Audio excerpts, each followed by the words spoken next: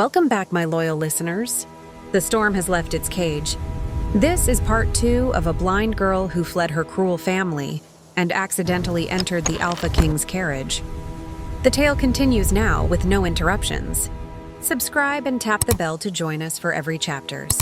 Now let's return to the frozen chamber, where a king is trapped and a siren must choose. Chapter 1. The Choice of Ice. Can you break it? Thorn asked again desperately. She doesn't know, but for the first time she doesn't want to hide from her power. She wants to use it, to fight. I need to try, she says, her voice firm. He refuses. It's too dangerous. Using her song could pull Kael's attention faster, could shatter her mind. Their argument is fierce, silent, fought in clenched jaws and the heated pulse of the bond. It is the first time her will directly challenges his possessive protection. She is not defying him out of fear, but out of strength. It frightens them both.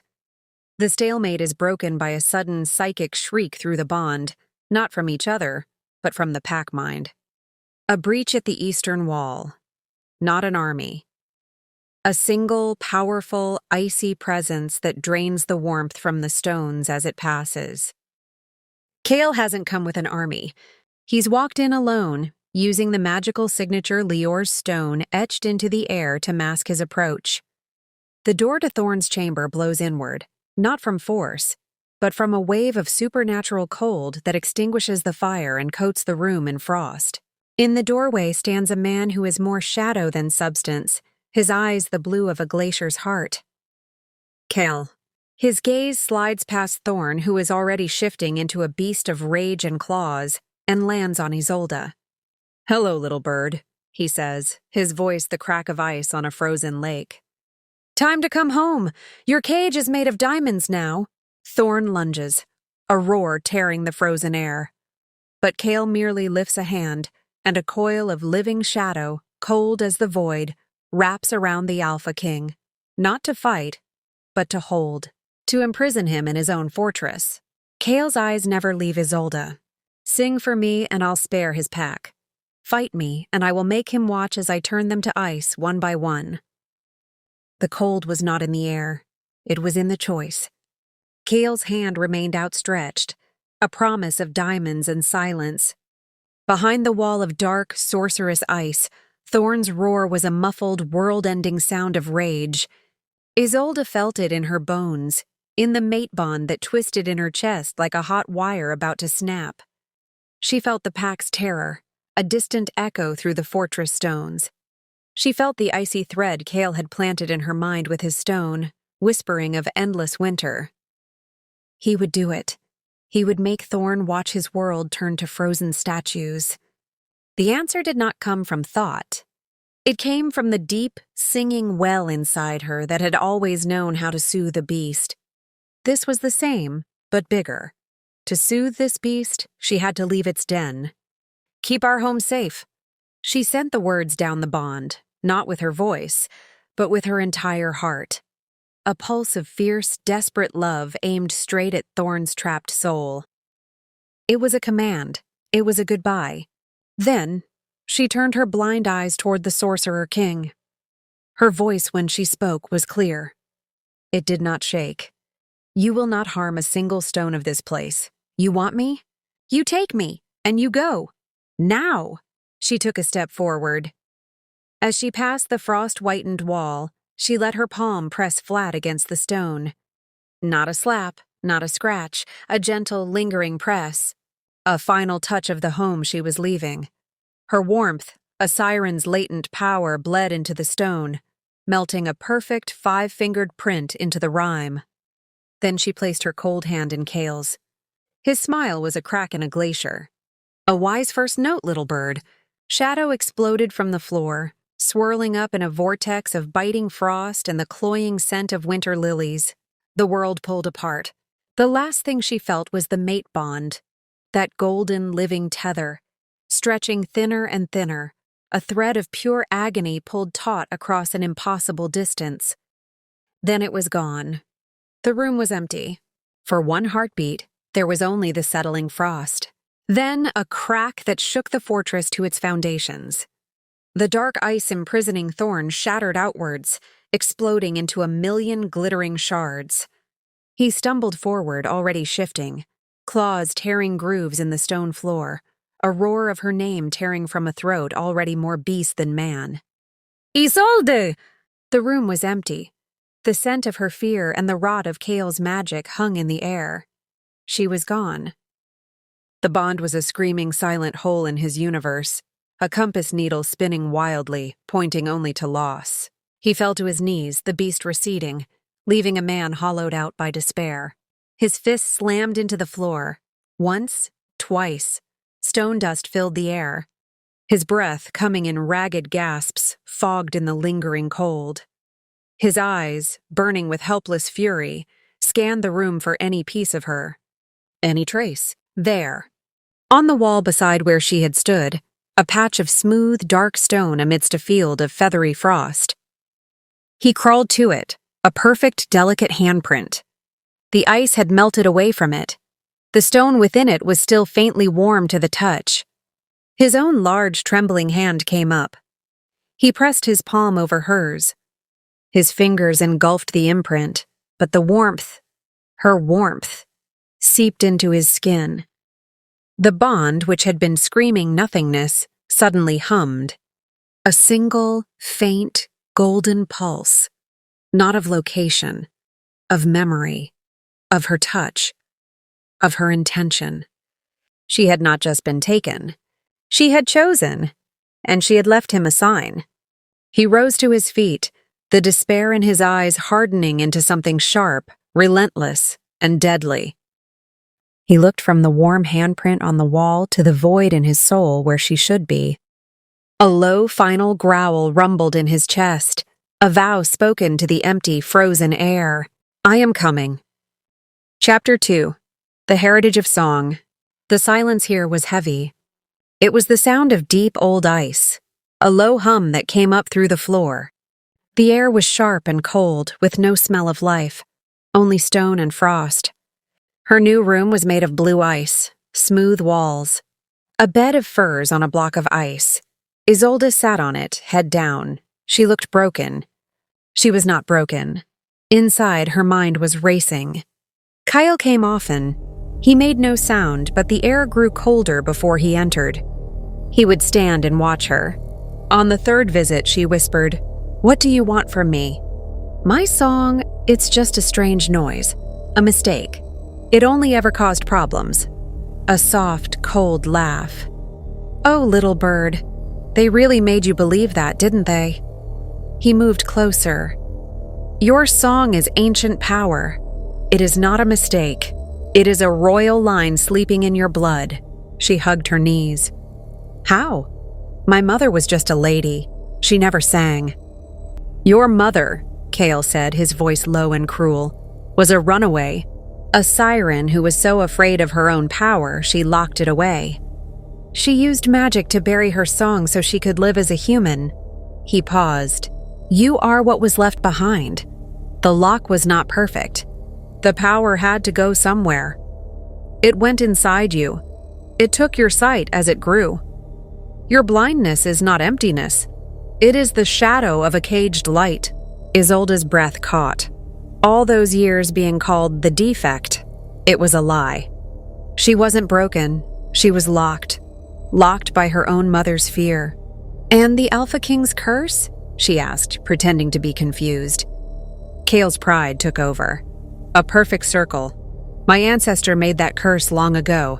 He used a stolen tear from a murdered siren, one of your kind, to make a spell of pain for a wolf king. The magic knows its own. Only a living siren's true heart, given freely, can break it. Your Thorn is sick from a ghost of your own blood. And you are the cure." Everything clicked in Isolde's mind. Her mother's hiding, her own locked power, Thorn's pain. It was all one story. She was not just a key. She was the answer. She let the silence hang, seeming shocked. Then she lifted her head, putting desperate hope on her face. "You know everything," she breathed. "You see what I am. They only saw what I was not." She swallowed. My whole life, I have known the world by sound and touch. Never by sight, never color, never a face. She turned her blind eyes toward his cold presence. What if I could see? Just for one day of sight. To see the sky, the ice, to see this power you talk about. She let her voice shake with real wanting. Cure my blindness, let me see, and I will give you my song. Not as your prisoner, willingly, I will learn to use it for you. The room went very still. She felt his interest sharpen. She had offered him the one thing he could not take by force, her willing help, and she had hidden it behind a puzzle he would want to solve. The sight stone, he muttered to himself. A thing from the earth fae. Hard to get, but not impossible. He leaned close, his cold breath on her skin. A day of sight for a lifetime of song. A interesting deal, little bird. Do not try to trick me. I have no sight to see how to trick you, she said, sounding sadly honest. He was quiet a long moment.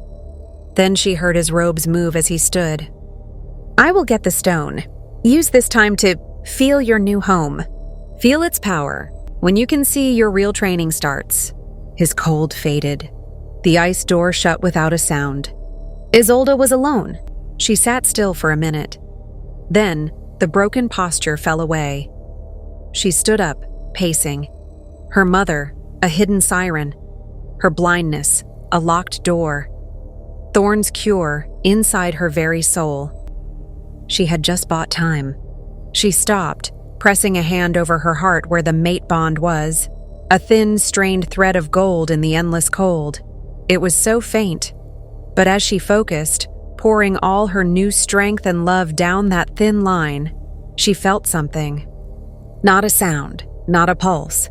A vibration, deep, steady, and getting stronger, like the beat of a giant heart, or the footsteps of something huge coming closer. Chapter 3, The Guiding Echo. The fortress was too quiet. Thorn moved through it like a ghost, a storm of silent rage. The bond in his chest was a constant, painful pull to the north, a feeling like a hook in his heart. But it was just a feeling. It was not a path. It was not a trail. He went to her room, the gilded cage he had made for her. The silks were smooth, the furs were cold. Her scent was already fading, replaced by the smell of dust and emptiness. He tore through it, his claws slicing the air. He found nothing. No hidden note, no clever clue, just the ghost of her presence, and it was breaking him. He sank down against the wall, the same wall she used to touch to find her way. The stone was cold. He leaned his head back, closing his eyes. The image of her warm handprint on the frost burned behind his lids. She left him a sign. But here there was nothing. A sound. His eyes snapped open. It was not a sound in the air. It was a vibration, so faint it was almost nothing. A hum, deep in the stone against his back. He froze, every sense focusing. He pressed his ear to the cold wall. There, a tiny ethereal tremor, a few notes repeating in a loop. A lullaby, her lullaby, the one she had sung in the great hall. He remembered then, the first night, the guard's report of a cracked stone in her old room, the one from before. They thought it was age. He knew now it was her power, leaking out in her sleep, a song so strong it could break rock. He moved to the place where she used to sleep. His fingers found it, a thin hairline crack in the wall. He placed his palm over it. The hum grew stronger, not with his ears, in his bones. The crack was not just a crack, it was a resonator. It had trapped a piece of her song's frequency, like a string still vibrating long after it was plucked. This was her trail, not a scent, a sound, a magical echo only he, connected to her by the bond, could feel. He called for his beta Rylan. The man entered, his face grim. "We ride north," Thorn said, his voice raw. "The scouts have found no trail, my king. The shadow magic hides all tracks. North is a vast place." Thorn did not argue. He went to the wall. "Put your hand here." Rylan hesitated, then obeyed. He frowned. I feel a faint warmth? Listen, Thorn commanded. Rylan concentrated. After a long moment, he shook his head. Nothing. The stone is silent. Thorn's blood surged. It was for him alone. Her song, her clue, was meant for his ears only. A sign only their bond could translate. He turned to the wall, and with careful, precise strength, he dug his claws into the stone around the crack. He pried. A small, palm-sized shard came loose in his hand. It was warm. The moment it left the wall, the hum in the room stopped. But in the shard he held, the echo pulsed, a steady, quiet beat. He closed his fist around it. The vibration traveled up his arm, a direct line to the north. A compass made of song and stone. He looked at Rylan, his eyes no longer full of despair, but glowing with a fierce, singular purpose. She left a map, Thorn said, holding up the stone. Now we follow it, ready the pack, we hunt. Chapter 4. The Secret of the Cure. The cold in the ice room deepened before he arrived. Isolde felt it, a sharp drop that made her skin prickle.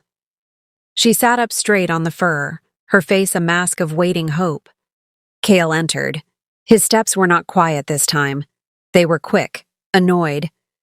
The scent of frost lilies was mixed with something new, the smell of burnt earth and disappointment. He did not speak at first. He stood before her, the silence heavy and angry. The Sightstone, Isolde ventured softly, hoping in her voice. Did you— The Earth Fae are stubborn vermin, Kael snapped, his calm gone. Their caves are guarded by old magic. It would take a month to dig it out. He paced, a shadow moving in her darkness. But it seems fate has offered a simpler trade. He stopped right in front of her. Your blindness is a lock, but the cure for your Wolf King's curse, that is a key. And it is so beautifully simple. Isolde held her breath. The first kiss of acclaimed Siren, he said, each word like a drop of freezing water. When your lips meet his, and your power flows willingly from your soul to his. It is a breath of pure life. It would burn the curse away like sunlight on frost. Her heart leaped. A kiss. Just a kiss. That was all Thorn needed. Hope, bright and wild, flared in her chest. Then Kael's next word smothered it. But he will never get it. His voice was low, possessive, final. That kiss, little bird, is not just a cure. It is a transfer. The first willing gift of a siren's bonded power. If you kiss me, that power comes to me. The core of what you are becomes mine to command. He leaned down, his cold breath on her cheek. So you will stay blind. You will stay bound. You will learn to want to please me. And one day, when your will is soft and your loyalty is to me, you will kiss me. You will give me your song, your strength, your very essence. And your thorn will die with his curse, knowing you chose me. The truth was a knife, twisting. Her lips were not just lips. They were a weapon. They were salvation. They were the most dangerous part of her body. He must have seen the horror on her face. He smiled. No more waiting. Your training begins now. He grabbed her arm. His touch was like iron frozen in winter. He pulled her from the room, down winding, sloping passages that grew colder. The air changed, becoming tight and resonant, like the inside of a giant bell. He threw her forward.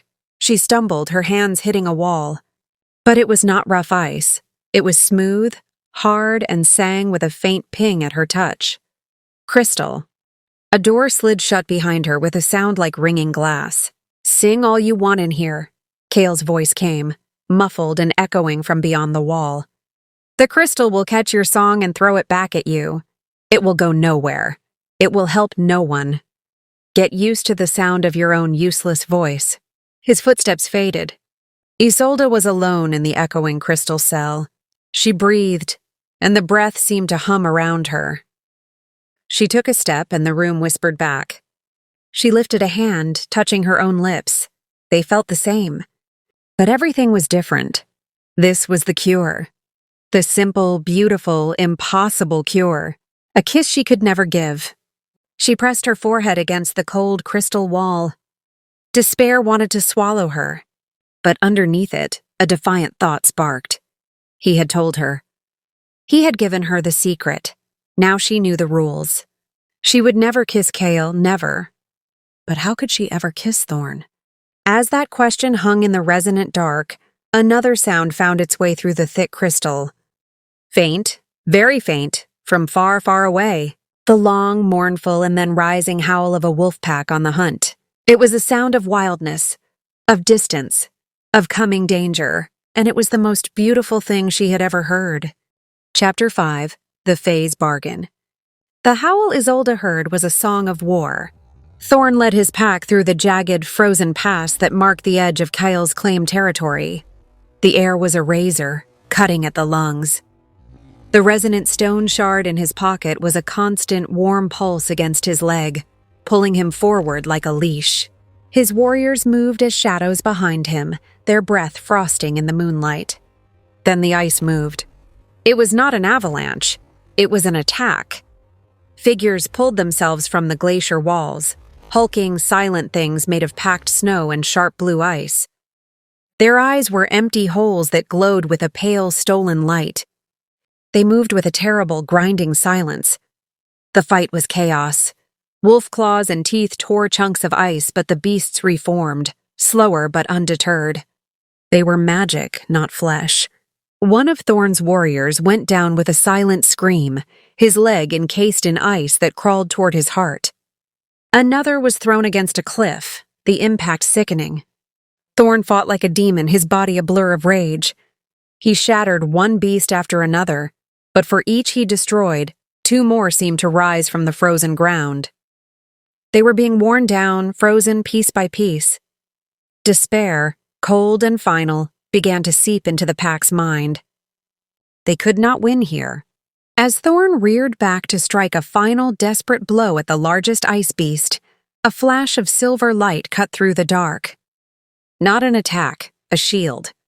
A dome of shimmering, pale energy erupted between the pack and the monsters. The ice beast slammed against it and recoiled, hissing with a sound like cracking glaciers. In the center of the light stood Lior. But he was not the elegant, cruel emissary from the garden. His fine clothes were torn. His face was gaunt, marked with what looked like frostbite.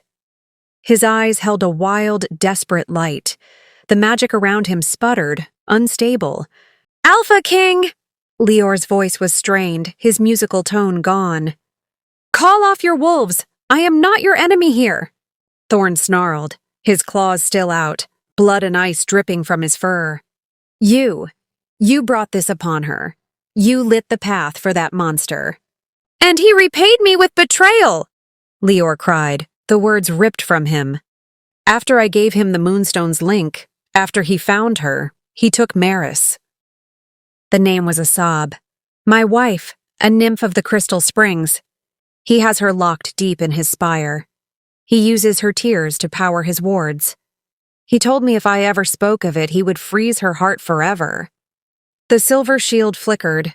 The ice beats pressed closer. Thorn stared, his mind racing. The Fae's pain was real. It smelled of salt and shattered stone. This was not a trick. "Why come to me?" Thorn growled. "Because you are the only storm strong enough to break his walls," Lior said, his voice breaking. "And you are the only one who wants to shatter his world as badly as I do. I cannot fight him alone. My magic is life and growth. His is death and ice. I need your fury, and you need a guide." Lior gestured at the swirling mist ahead. "The pass is a lie. It is a maze of illusions. Walk straight and you will walk in circles until you freeze. I can see the true path. I can take you to his doorstep." Thorn's eyes were slits of amber fire. "Your price?" "When you break down his door to find your Siren," Lior said, his voice hardening. "You help me find my wife. We save them both, or we die trying. That is the bargain." The ice beast hammered against the shield. A crack appeared in the light. Thorn had a choice. trust the creature who helped steal his mate or watch his pack be buried in ice. He made the choice in a heartbeat. "Do it," Thorn snarled.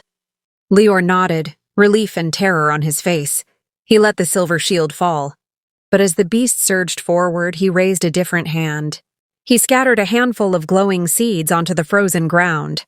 Vines, impossibly green and strong, exploded from the ice, tangling the beasts, holding them fast. "This way!" Lior shouted, darting toward a sheer wall of ice that looked solid. Thorn barked an order. His pack, wounded but willing, followed. Lior touched the ice wall, whispering words that sounded like flowing water. The ice became mist, revealing a narrow, dark path cutting upward through the mountain. "He will know you are coming now," Lior panted as they ran. The wards are tied to his will. From his tunic, Lior pulled a small circular object. It looked like a pool of liquid moonlight caught in a frame of twisted roots. A fey compass. He pressed it into Thorn's bloody hand.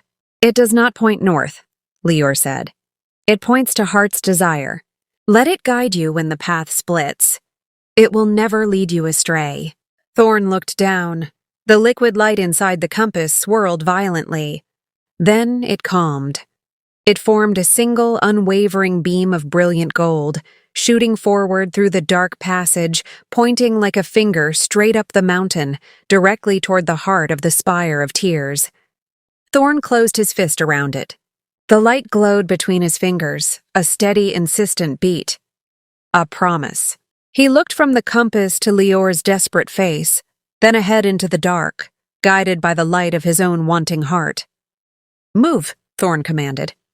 The unlikely alliance, the furious Alpha and the betrayed Fae, disappeared into the mountain, leaving only the enraged, grinding cries of the trapped ice beasts behind them.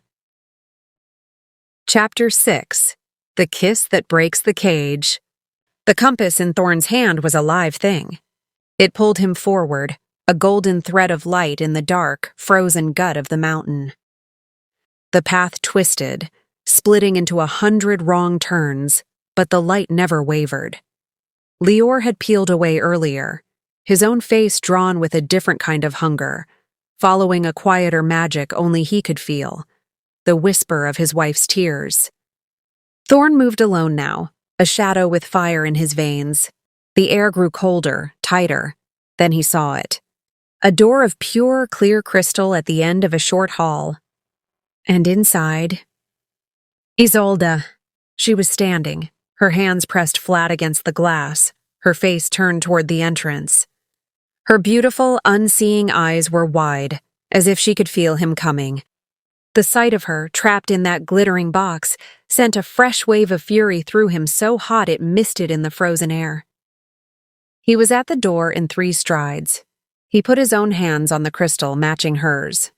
She jumped at the vibration, then her expression shattered into desperate recognition. Her mouth moved. "Thorn?" He couldn't hear her. The crystal swallowed all sound. He saw her lips form his name, saw the frantic hope. Then he saw her mouth 3 slow, clear words, her finger tapping the glass between them for emphasis. "The kiss breaks the curse." He froze, his mind reeling. The cure. It was a kiss? Not a battle, not a spell. A kiss. The first, simplest gift. A new, deeper cold washed over the hall, smelling of frost lilies and triumph. "Touching," a voice said, smooth as ice over stone. Kael stepped from the shadows of an archway, blocking the only exit. He was not in armor. He didn't need to be. The air around him crackled with raw winter magic. "But I'm afraid the final act is not for you, Wolf." Thorn turned, placing his body between Kael and Isolde's cell. A growl built in his chest, but it was different now. It was not just rage. It was possession. She had given him the key. He just had to reach her. "She is mine," Thorn said, the words a vow. "She is a power source," Kael corrected, lifting a hand. "And you are in the way." Kael didn't summon ice beasts. He attacked directly. A whip of concentrated cold snapped through the air. Thorn dodged, but the edge of it caught his arm, shearing through fur and skin, leaving a burn of absolute zero that screamed with pain. The curse inside Thorn, so close to its cure, writhed in answer, trying to rise. They clashed. It was not a brawl of beasts. It was a deadly dance. Thorn was stronger, faster, a primal force. But Kael was a scalpel. He used the environment, the cold, his magic. He froze the floor under Thorn's feet. He called shards of ice from the walls to shoot like arrows. Through the crystal, Isolde watched, her face a mask of agony. She pounded on the glass. No sound came out. Then, from a side passage, two figures emerged, Lior supporting a woman made of shimmering, watery light. Maris. Her feet barely touched the ground and she wept silent, glowing tears. Lior's face was fierce with victory and fear. He saw the battle, saw Isolde trapped. He met Thorn's eyes and gave a sharp nod. His wife was free. Kael saw it too.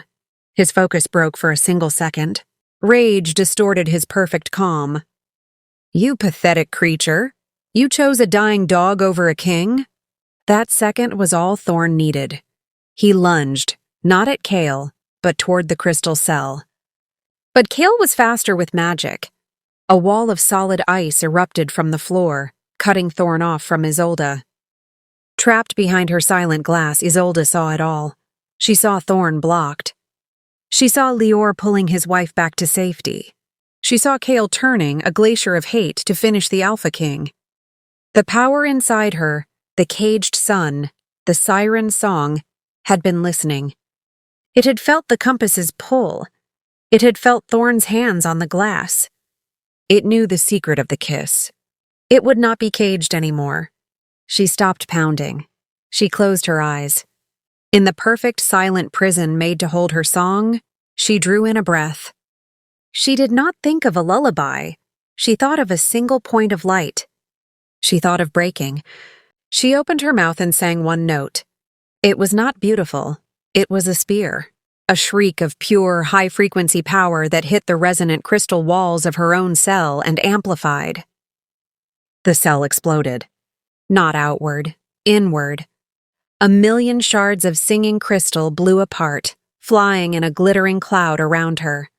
The sound was a thunderclap of pure music. Kael and Thorn both stumbled, clutching their ears. In that cloud of shimmering dust, Isolde stood unharmed, her dress and hair dotted with crystal-like stars. Thorn's eyes found her. He smashed through the ice wall. Kael screamed, a blast of cold aimed to kill, but Thorn was already there. He reached Isolde, his hands finding her face, her touch the only real thing in the world. There was no time for softness, no time for words. Their first kiss was a collision, a desperate, fierce meeting of lips that was less about love and more about survival.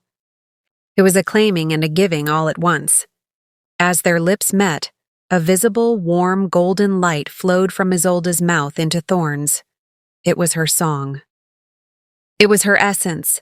It was the willing gift of a siren's bonded heart. Thorn gasped against her mouth, his body jolting as if struck by lightning. He stumbled back, breaking the kiss, his hands going to his own chest. Inside him, something black and thorny and ancient, the curse that had poisoned his blood for a decade, shattered. It didn't melt. It didn't fade. It broke, like a pane of dirty glass, and fell away into nothing. He looked at Isolde, his breath coming in ragged clouds. His eyes, for the first time since he was a young king, were clear.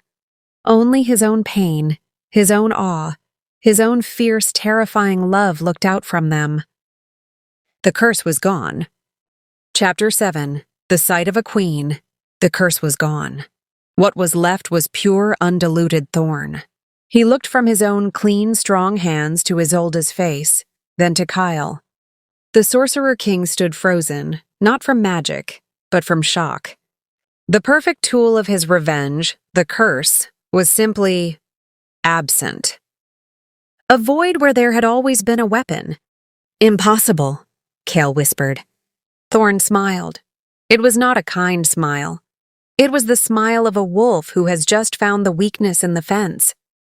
You spent so long hiding behind my pain, Thorn said, his voice deeper, clearer than it had ever been. Now let's see what you are without it. He moved. Before, he was fast. Now he was a force of nature. The curse had been a weight, a constant drain.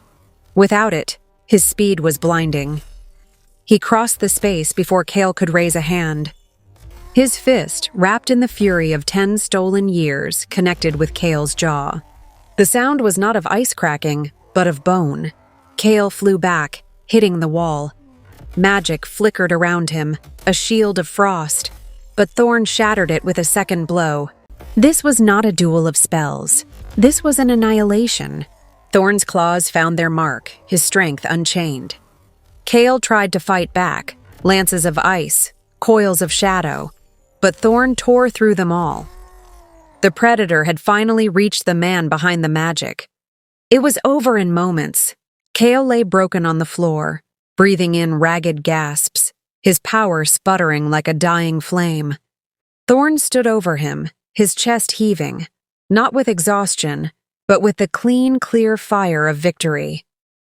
Lior stepped forward, his wife Maris clinging to his side. Her tears now fell freely, no longer stolen, each one a drop of liquid light that warmed the stone where they landed. He does not deserve a quick death, Lior said, his voice cold. He deserves to feed the life he tried to extinguish. Thorn gave a single sharp nod. Under the full moon shining through the broken ceiling of the spire, Lior and Maris worked. They sang a fae song, a binding of roots in starlight. They did not cast a spell on Kael. They wove him into a spell, the very heart of his own glacial fortress. Pale, glowing roots erupted from the stone, wrapping around Kael, pulling him into the floor. Not to kill him. To put him into a sleep as deep and cold as the ice he loved. His magic would seep out, slowly over centuries, warming the frozen dungeons below, freeing every captive, melting every lock. He would be a battery for his own prison's destruction. The last thing to disappear was his pair of glacier blue eyes, wide with a final silent scream. Then the floor was smooth and silent. A great sigh seemed to move through the spire of tears, a groan of releasing pressure. From deep below, the sound of dripping water began, the long thaw. Thorn turned away from the spot. His eyes found Isolde. She was standing amid the glittering ruin of her cage, waiting. He went to her. He pulled her into his arms, crushing her against him. She buried her face in his chest. Their mate bond, which had been a strained thread, then a key, now exploded. It flared. A wave of golden light burst from their intertwined bodies, filling the broken room. It was the sound of a completed circuit, the feeling of two halves clicking into one whole. Pure, reciprocated love, and with it, a tidal wave of combined magic. The power surged through Isolde. It was warm and bright, scouring through every hidden part of her. It found the last knotted tangle deep inside, the frayed, desperate binding her mother had placed so long ago. The magic of the bond, of Thorn's unwavering claim and her own accepted love, touched that knot. It unraveled. It did not snap. It simply came undone, like a bow pulled loose. A pressure she had lived with since birth, a constant presence behind her eyes lifted. Light, not the gentle glow she sometimes imagined. A chaotic, overwhelming, beautiful explosion of information. Color, shape, depth, movement. It was a roaring, silent waterfall of seeing. Her breath stopped. Her hands flew to her face. And then she focused. The first thing her new eyes found, the first thing they understood, was him. Thorn's face, hovering above hers, etched with worry that suddenly shattered into stunned wonder. She saw the sharp lines of his jaw, the amber fire of his eyes, clear now, no longer shadowed by pain. She saw the scar on his brow, the intensity of his gaze, the raw, fierce love there that she had only ever felt. It was more beautiful than any melody. Isolde? His voice was rough with fear. What is it? A laugh, wild and free, bubbled out of her. A tear traced a warm path down her cheek. "I see you," she whispered, her voice full of awe. "My king, I see you." The journey home was a procession of light. The pack, healed and proud, marched around them. Freed captives from the spire's dungeons followed, blinking in the sunlight of a world without Kael. Word flew ahead of them. When they reached Thorn's fortress, the entire pack was gathered. And in the crowd, pushed to the front by Thorn's command, stood her family. Baron Vane, Celia, her mother. Their fine clothes looked cheap here. Their faces were pale with a new kind of fear. They watched as Thorn before everyone placed not one, but 2 crowns. His own alpha circlet of wrought iron on his brow, and a new one, forged of silver and moonstone, shaped like curling waves and rising song, the Siren's crown, onto Isolde's head. "My people," Thorn's voice boomed, his hand tight around hers. "My queen?" Isolde turned her head, her new, seeing eyes sweeping over the sea of faces. They rested on her family. She saw her father's swallowed pride, her sister's bitter envy, her mother's dawning, terrible regret. She did not smile. She simply looked. And in that look, they saw themselves reflected, small and petty and forever left behind. That night, in their chambers, the noise of the celebration was a distant hum. Thorn stood before her, tracing the line of her cheekbone with a reverence that made her shiver. "All this time," he murmured, his amber eyes drinking in her face, her new, seeing eyes. "I called you mine, but today you truly saw me and you stayed." She reached up, her fingers tracing the scar on his brow, then the line of his lips. She was learning him by sight, confirming what her heart already knew. "I will always stay," she said. He pulled her close, his forehead resting against hers. "My equal," he breathed, "my vision, my everything." And the woman no one expected finally saw the future she had built, and it was radiant.